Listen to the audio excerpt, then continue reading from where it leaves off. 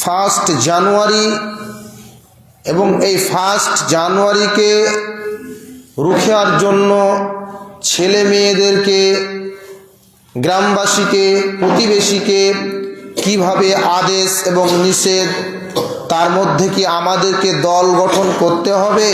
তাহলে আমাদের দলটা কে এবং কারা, কেমন হতে হবে? যেমন সূরা আল ইমরান আয়াত নম্বর 104, এখানে আল্লাহ সুবহানাহু ওয়া তাআলা বলছেন, তোমাদের মধ্য থেকে একটি দল গঠন করো, যারা ভালো কাজের আদেশ করবে, মন্দ কাজের নিষেধ করবে, তারাই হবে সাফল্য অর্জন করবে। কি বললাম? তারাই সাফল্য অর্জন করবে। যেমন আপনারা আপনাদের একটি জালসা করবেন, ধরে নিন জালসা করার জন্য আপনারা একটা দল গঠন করেছেন, তার নাম দিয়েছেন কি? কমিটি। দেন নাই? তার নাম দিলেন কমিটি। যে আমরা আমাদের জালসাটাকে কেমনভাবে করব, শান্তশিষ্টভাবে রাসূলুল্লাহ সাল্লাল্লাহু আলাইহি ওয়াসাল্লামের পদ্ধতিতে করার জন্য আমরা একটা দল তৈরি করি না?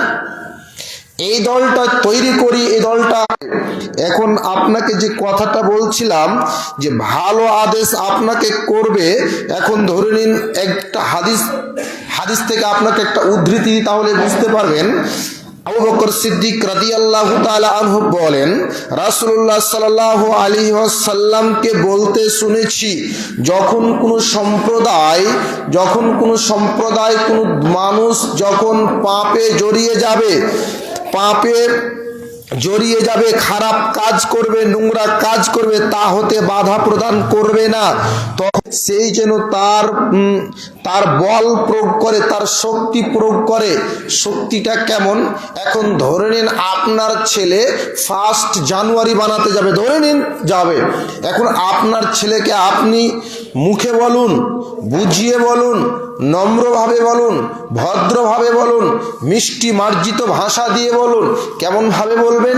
ইয়া বোনাইয়া, হে আমার আব্বু, সোনামণি, আদরের পুতুলি, আব্বা তুমি আজকে ফার্স্ট জানুয়ারি বানাতে যেও না, এটা খুব অপরাধ, এটা খুব বড় গুনাহ, এখানে তুমি যেও না।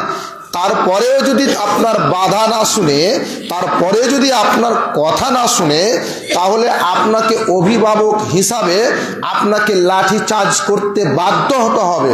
আপনাকে লাঠি চার্জ করতে, কেলিয়ে সোজা করে দেন, মানে এরকম অপরাধ করবে, মানে এরকম অন্যায় করবে, মানে তাকে সোজা করে দিন। তাতেও হলো না।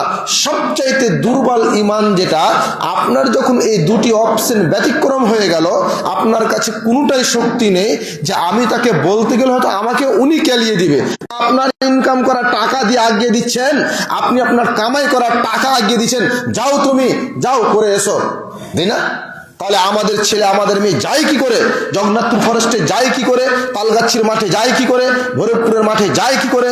এত সাউন্ডের ডেক বাজিয়ে, যেটা রাসূলুল্লাহ সাল্লাল্লাহু আলাইহি ওয়াসাল্লাম আওয়াজ পেলে, বাদ্যযন্ত্রের আওয়াজ পেলে, গানের আওয়াজ পেলে রাসূলুল্লাহ সাল্লাল্লাহু আলাইহি ওয়াসাল্লাম কানে আঙুল ভরিয়ে দিতেন। আর আপনার ছেলে সারা রাত ফার্স্ট জানুয়ারি বানাতে ব্যস্ত। আপনি বলুন তো, তাহলে আপনি কোন প্রজায় এবং কোন জায়গায় রয়েছেন? আপনি কোন জায়গায় রয়েছেন? আপনার তাহলে কি ইতস্তবোধ নেই? আপনাদের তাহলে বিবেক নেই? যেমন জাবির ইবনে আব্দুল্লাহ রাদিয়াল্লাহু তাআলা আনহু বলেন, আমি রাসূলুল্লাহ সাল্লাল্লাহু আলাইহি ওয়াসাল্লামকে বলতে শুনেছি, যখন কোনো মানুষ কোনো সম্প্রদায়ের মাঝে পাপের কাজ ছড়িয়ে যাবে, ওই সময় তারা বাধা প্রদান করবে না, আল্লাহ তাদের সকলের উপর বিপদ চাপিয়ে দিবেন। আল্লাহ সুবহানাহু ওয়া তাআলা তাদের প্রতি বিপদ চাপিয়ে দিবেন। আমাদের প্রতি বিপদ চাপিয়ে দেয়নি? আর আপনার বাড়িতে, আপনার গ্রামে, আপনার শহরে, আপনার এখানে দিবা রাত্রি ডাইরেক্ট মদ পান করে, সিগারেট পান করে, বিড়ি পান করে, জর্দা পান করে, আফিং পান করে, বাধা দিয়েছেন? তাহলে আপনি কত জঘন্য জায়গায়, তাহলে আপনার প্রতি বিপদ আসবে না বলুন তো দেখি।